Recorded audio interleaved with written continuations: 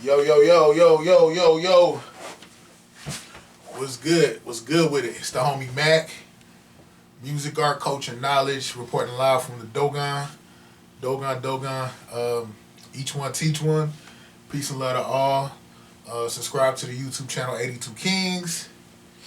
Follow the movement on Instagram at MacTV_82. You can even go to my personal joint, my personal IG account at I Moonwalk in Yeezys. I Moonwalk in Yeezys. Yeezys. Yeah, but I'll put the link to that in the description box. Real quick, the last episode I did for Mac Minutes was this is the latest installation of Mac Minutes. But the last episode I did for Mac Minutes was entitled "What I Learned from Trump." And some people wanted me. I actually got some emails.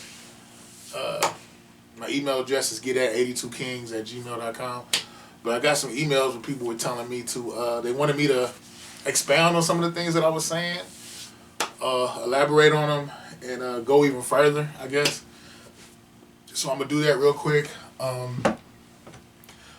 My thing is, one of the primary things I want people to understand, it's when you're dealing with American politics, it's not a democracy in the truest sense. We live in an oligarchy where the people with the most dollars, people with the most resources, things tend to swing their way.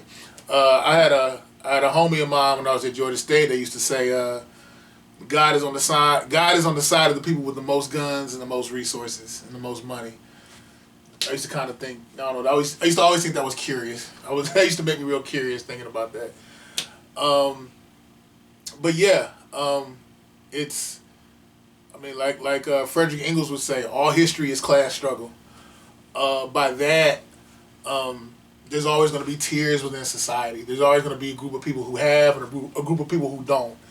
And for our infrastructure to work, the infrastructure that is capitalism, there has to be a disparity. There has to be a criminalized caste. There has to be an impoverished caste. It's almost like if everybody was winning, the system would like implode. There has to be somebody that is a perpetual failure. And like I said, it's been black people. A whole economy has been crafted out of black failure. Specifically, the prison industrial complex. School to prison pipeline. They start building prisons based off of test scores of fourth graders, because they already see the domino casualty that's at play, and by that meaning they know that there's a correlation between educational failure, lack of education, or what have you, and criminality. And the bottom line is, like, one of my coworkers had told me this when I was younger. He had said at this one job I had when I was younger, he used to say, the system's always gonna make their money. Either you gonna make it for them while you working and they gonna tax you, or you're gonna get locked up and incarcerated and they'll make money off of you that way. Someone's gonna always eat. But yeah, I guess specifically I'm saying sometimes I get frustrated because I think people think this is about morality, right and wrong, and really it's all economic. You know, I saw a tweet the other day. Somebody said, I wish that people could see that there is no middle class. It's just a bunch of people with a bunch of debt trying to act like they're not poor. My thing is, what I learned about Trump, what Trump showed me, I'm not, a lot of the vitriol and hatred people have towards him, I don't have it. Because I feel like I learned a lot from him. He put me on game, you know? And I guess I'm learning. He's shown the brokenness of the system, of our infrastructure. He showed us how you have people with a lot of money and a lot of resources that figure out ways to maneuver around the system to their benefit. So we know that this system functions at the behest of the wealthy. You know, I'm not anti social mobility, social economic progress. I'm not anti that. I'm not like, all people who have money are bad. It's a divine righteous call to be poor. Like, no, I don't believe that.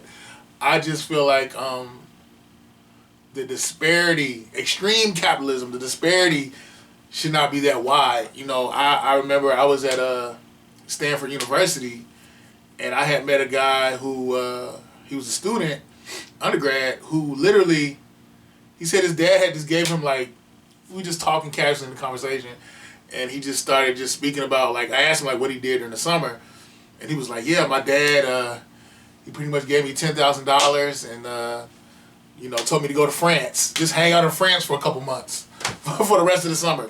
And I'm just like, wow. And my thing is, kudos to him. I want to be able to do that for my children, you know?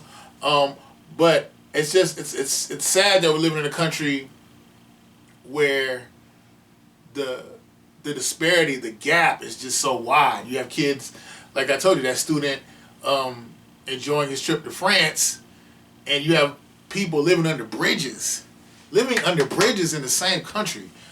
You know, I don't, again,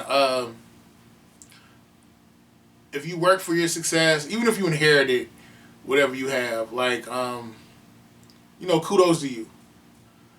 I guess I just don't like, again, the disparity and just seeing how, you know, I'm seeing, like, I'm looking on TV and I'm seeing all these, not even TV, looking on Instagram, and I'm seeing all these people, black people specifically, holding, making these money phones and flexing and going on all these trips, and that's cool. That's cool. I think black people should enjoy the fruits of their labor, but I just feel as though there's a false narrative that is perpetuated. I think Tone from Tone Talks, he calls it the decadent veil, you know, and I think there's this false premise that we think there is an economic equilibrium, you know, or there's this culture of everybody flexing and flossing their money. When the bottom line is, the millennials, we are like the brokest generation ever.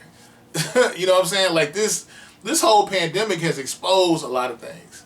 You know, it's exposed the wealth gap, how certain people who don't have access to resources with social distancing. There's some kids who don't have computers. You know, they don't, like, they're literally 20 steps behind. You know, and I guess my thing is, you can make new money, but you're competing against a lot of old money. You know, and a lot of, you're competing against a lot of institutions who have been against you. When I say you, I'm speaking specifically black people. So I'm just saying, as a collective, there's more ground that we need to cover. You know, and we need to stop trying to stunt and shame each other. You know, because at the bottom line is what the average black household is worth $1,500 liquid, as opposed to the average white household is worth $40,000 liquid. That's a wide disparity. You know, astronomical disparity. And I guess my thing is, I'm over the exceptional Negro. I'm over optics. I'm over symbolism. You know, and I'm seeing a lot of black people, they're just so crunk. They're so crunk. I just said crunk. I ain't heard that in a while. They're so lit. They're so hype about Trump being out of office. And my thing is, Trump ain't do nothing to us that ain't been done before. The economic, the racial wealth gap, police brutality, infant mortality rates, not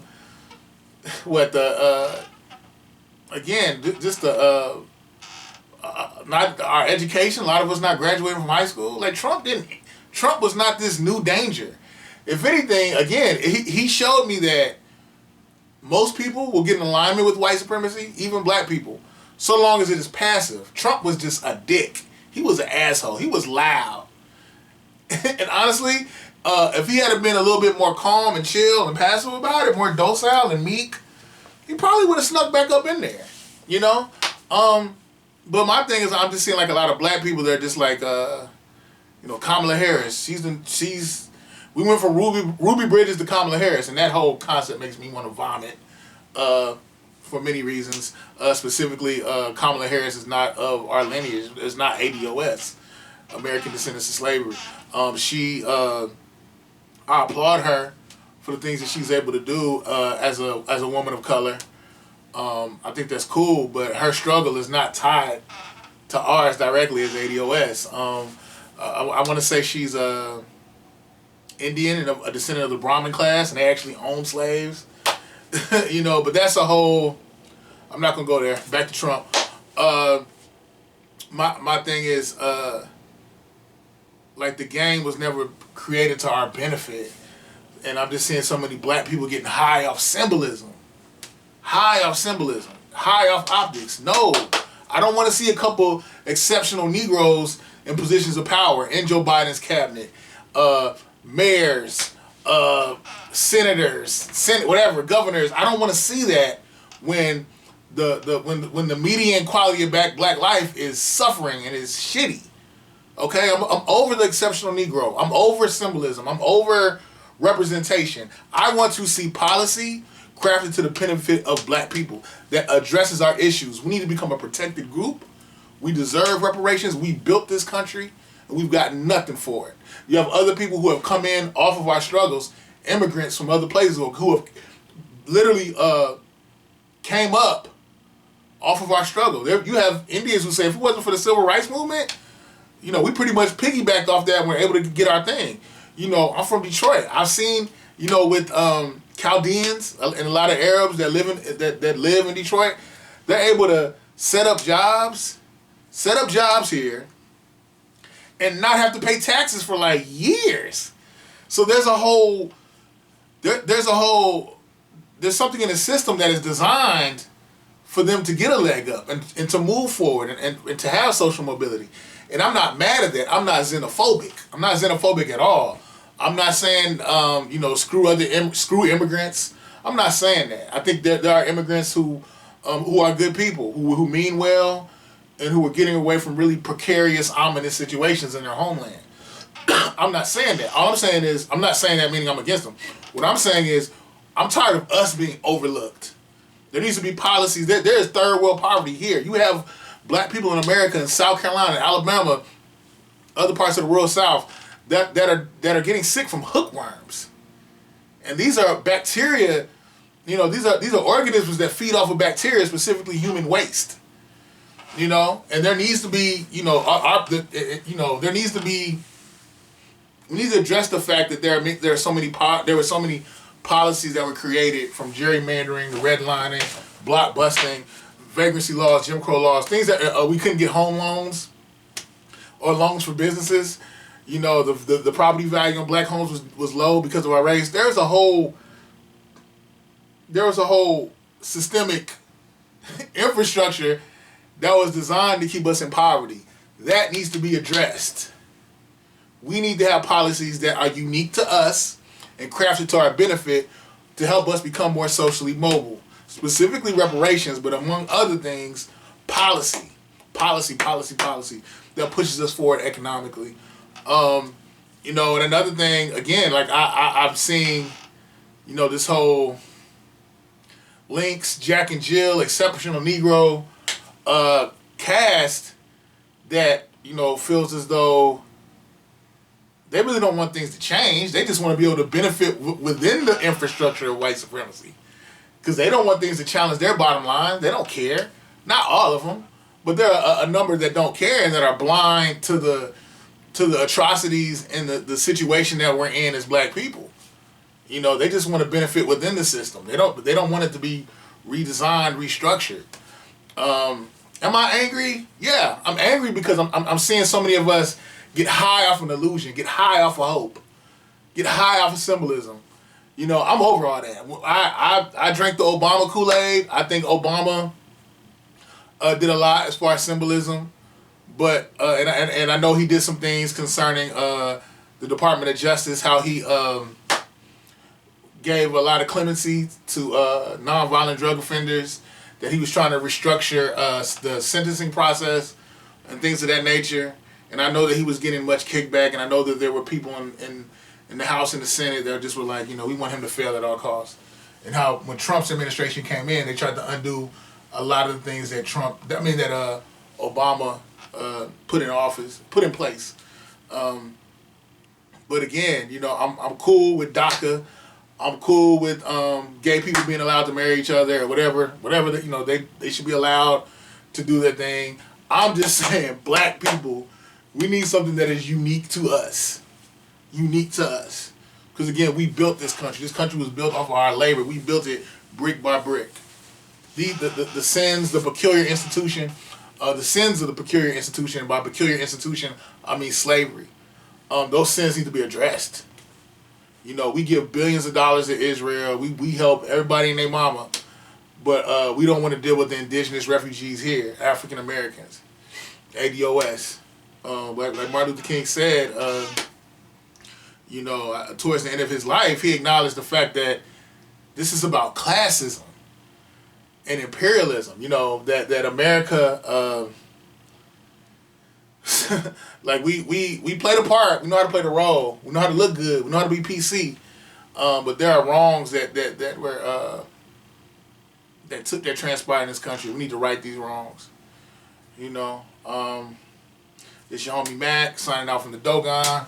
Like, share, comment, subscribe. Hit that subscribe button. Hit that like button. Tell your mama. Tell your daddy.